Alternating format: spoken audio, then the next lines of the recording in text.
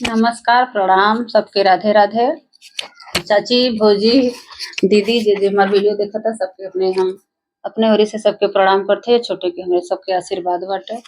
और तेजस दुबे को मम्मी फिर उनकर फरमाइश आए बा, उनके ननद के लड़की के शादी पड़ी बाटे, तो कहे रहन कि वह एक सोहाग गाय है या 4 दिन पहले 5 दिन पहले गावा, तो वह सोहाग बोले हैं कि नाम लेके गावे के बाटे। तो वह सोहाग हम फिर से गावत है, नाम लेके आप लोग सुनिए, लड़की लड़का के खूब अपन आशीर्वाद दे हैं। और कमेंट में बताइए कैसन लगा। तो ठीक है, कैसन लगा गाना हमारा जरूर बताओ जाए आप लोग। हाथ जोड़ी पैया पड़ई बेटी हो उजाला देई देऊ देऊ महादेव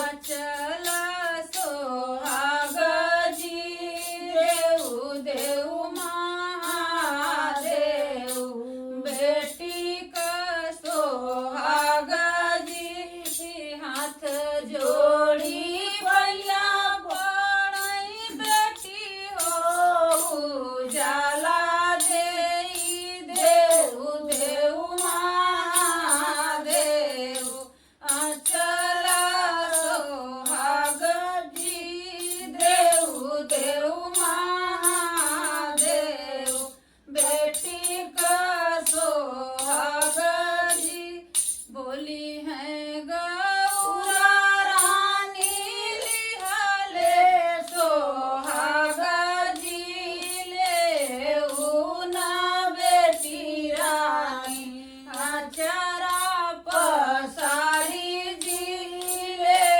ऊना बेटी रानी आचरा पसारी जी अचलया मारा तोरा होई नहीं सोहाग जी अचलया मारा तोरा होई नहीं सोहाग जी कैसे कलई माता अचरा पसारी जी झीना मोरया चरवा सोहाग झरी जाई जी झीना मोरया चरवा सोहाग झरी जाई जी ले अनुज दुलहे जामा